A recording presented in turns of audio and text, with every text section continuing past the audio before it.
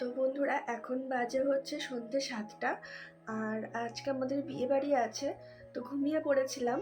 তো এবার রেডি হব। আসলে ছোটো ননদের বাড়িতে বিয়ে বাড়ি বলেছিলাম, কিন্তু তোমাদের ওখানে গিয়ে কোনো ভিডিও আমি শেয়ার করতে পারবো না, তার কারণ হচ্ছে আমার স্টোরেজ প্রবলেম। অনেকগুলো ভিডিও হয়ে পড়ে আছে, এডিট করা হচ্ছে না। তো আজকে ভিডিও কিছু শেয়ার করবো না, কিন্তু যেটার জন্য আমি অন করলাম ভিডিওটা সেটা হচ্ছে কালকে আমাদের বাচ্চাদের আর কি লাস্ট এক্সাম কেজির। তো সব মায়েরা মিলে আমরা ঠিক করেছি যে আলু কাবলি ফিস্ট করব। তো সেই কারণেই আর কি ভিডিওটা অন করলাম। আমার দায়িত্ব হয়েছে, মানে আমাকেই বলা হয়েছিল যে সব কিছু ঠিকঠাক করার জন্য। তো আমি তো অত কিছু জানি না, তাও আমি গ্রুপে বলেছিলাম যে যেটা কম হচ্ছে বা বেশি হচ্ছে আমাকে বলো। তো যাই হোক, মোটামুটি ঠিক হয়েছে। তো আমার ভাগে পড়েছে হচ্ছে 500 ছোলা, কাঁচা ছোলা। আসলে আমি আলু টালু মানে সিদ্ধ করে কেটে নিয়ে যেতে পারবো না, তো সেইগুলো আমি ওগুলো নিয়ে নিই। তো কাঁচা ছোলা আমি আনতে বলেছি, তো আনলে আমি ভিজিয়ে দেবো, সকালের মধ্যে তো হয়ে যাবে কাঁচা ছোলা রেডি। আর হচ্ছে আমি নিজে থেকে যেগুলো নিয়ে যাচ্ছি সেটা হচ্ছে একটা হ্যান্ড গ্লাভস নেবো, আর হচ্ছে এটা বড় প্লাস্টিক নেব, কারণ কিসে না হলে মাখানো হবে আলু কাবলি। তো সেই বড় প্লাস্টিক নেব। আলু কাবলির সাথে মুড়িও আছে, মানে অনেকটাই, প্রায় 3 কেজির মতো বোধহয় মুড়ি হয়েছে, কিন্তু জানি না এবার কম হবে না বেশি হবে, কিছু বুঝতে পারছি না যতক্ষণ না হচ্ছে। তো হ্যান্ড গ্লাভস আর হচ্ছে আমি আচার নেব, কারণ আচারটা অন্য কারোর দায়িত্ব ছিল, তো সে আসছে না, আমি তাহলে বললাম যে তাহলে আমিই নিয়ে যাই আচারটা। তো হ্যান্ড গ্লাভস, আচার, আর হচ্ছে আমার কাঁচা ছোলা আর প্লাস্টিক, বড় সাইজের দুটো প্লাস্টিক কিনে এনেছি কালকেই। কিনে এনে আমি ব্যাগের মধ্যে একদম রেখে দিয়েছি যাতে যদি ভুলে যাই। আর হ্যান্ড গ্লাভসটা এখন ডাক্তারবাবুকে বলবো এনে দিতে। আর হচ্ছে এগুলো আমার দায়িত্ব। তো সব কিছু মোটামুটি আমার ব্যাগে রেডি আছে, শুধু হ্যান্ড গ্লাভসটা নেই। আর হচ্ছে ছোলাটা কালকে সকালবেলা টিফিন বক্সে ভরে নিয়ে যাব।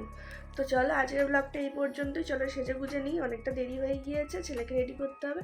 দেখো আমার আইব্রো করানি, আমি বিয়েবাড়ি যাবো, কী অবস্থা না। তো চলো রেডি হয়ে নিই। তো বন্ধুরা দেখো, আমাদের হাতে আছে মাত্র 2 ঘন্টা টাইম, তার মধ্যে আমাদেরকে খেয়ে আবার রিলস টিলস বানাতে হবে। তো আর আমরা কে কে আছি, কতজন আছি, সেগুলো সবই তোমাদেরকে দেখাবো ভিডিওর পরে। তো একে একে দেখো, আলুগুলো কাটা মানে কেটে আনতে বলা হয়েছিল, কারণ এখানে এসে ওগুলো কাটতে না অনেকটা সময় চলে যাবে। তো সেই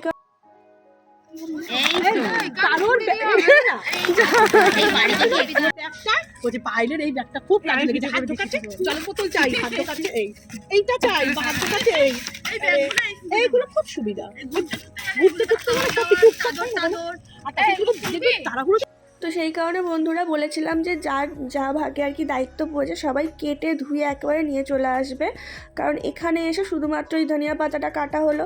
আবার বলেছিল কেউ কেউ যে পেঁয়াজটা কেটে আনবো না, যদি গন্ধ হয়ে যায়। আমি বলেছিলাম যে না, কিছু হবে না। তো তাও কিছুজন কেটে এনেছে, কিছুজন মানে দুজনের দায়িত্ব ছিল, তো একজন কেটে এনেছে, একজন কেটে আনেনি, আর সেটা কাটাও হয়নি, ওটা রেখে দেওয়া হয়েছে, কারণ অনেকটা জিনিস হয়ে যাচ্ছে। আর দেখো, একজন বাড়ি থেকে মশলা বানিয়ে এনেছে, আর একজন চাট মশলা কিনে এনেছে, এটা হচ্ছে বিট নুন দেওয়া হচ্ছে একে একে। আর সত্যি বলতে বন্ধুরা, আমি ছোট থেকে মানে বন্ধুদের সাথে খুব কমই এনজয় করেছি বলতে পারো। আমি মানে বন্ধুদের সাথে কোনো মজাই করতে পারিনি, মানে আমার মানে আমি যেহেতু বাড়ির বড় মেয়ে, মানে আমাকে মানে খুব চোখে চোখে সবাই রাখতো আর কি।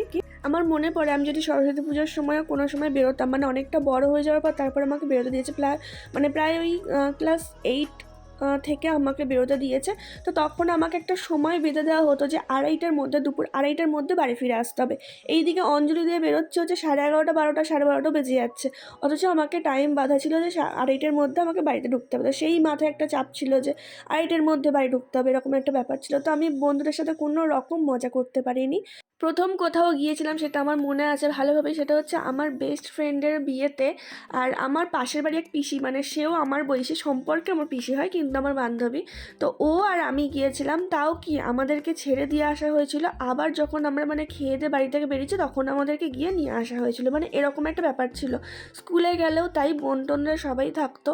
আমার কোনো সেরকম মনেও হয়নি যে কখনো আলাদা করে বন্ধুদের সাথে মানে ঘুরতে যাবো বা কিছু। কিন্তু এখন বিশ্বাস করে, এখন যে মজাগুলো করি, মানে যেটুকু সময়ই পাই না কেন, ভীষণ ভীষণ এনজয় করি, মানে খুব ভালো লাগে। যে ওই জিনিসটা তো আমি মিস করতামই, কারণ বান্ধবীরা সবাই একসাথে ঘুরতে যেত, একমাত্র আমি যেতাম না। আমি পারলেই যেতে পারতাম যে লুকিয়ে লুকিয়ে, কারণ আমার স্কুলটা অনেকটাই দূরে ছিল, কিন্তু আমি কখনো যাইনি ইচ্ছা করেই, মানে মনের মধ্যে একটা ভয় ছিল, জানো তো বন্ধুরা।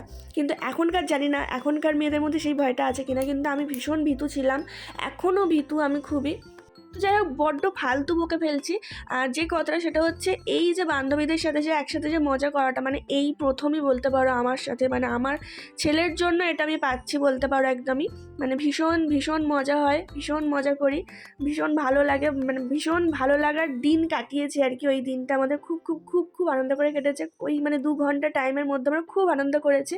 তো আমাদের নেক্সট আবার প্ল্যান করা হচ্ছে যে কোথাও একটা যাওয়ার জন্য, কিন্তু জানি না মানে আমি যেতে পারবো কিনা জানি না। তো ইচ্ছা তো আছে খুবই।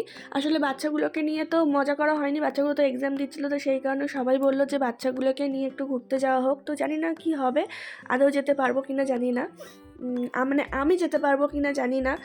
তো যাই হোক, এনজয় করেছি খুব। তোমরা ভিডিওটা দেখতে থাকো, আশা করি তোমাদের খুব ভালো লাগবে। আর বন্ধুরা, তোমরা প্লিজ কমেন্ট করো। তোমরা অনেকে ভিডিও দেখো, বারবার তোমাদেরকে একটা কথাই বলি, তোমরা আমাকে বলো যে তোমরা এই ভিডিও দেখেছো, ওই ভিডিও দেখেছি, কিন্তু তোমরা কমেন্ট করো না। কেন করো না? তোমাদেরকে তো বারবার বলি যে তোমরা কমেন্ট করতে থাকো। এমনিতে তো প্রতিদিন ভিডিও দিতে পারি না, তো যেটুকু স্মৃতি তুলে ধরি, তোমরা কী বলো তো কমেন্ট করলে আমারও ভালো লাগবে যে হ্যাঁ তোমরা দেখেছো, তোমরা কমেন্ট করছো। তো এই আর কি, এটাই, আর কিছু না।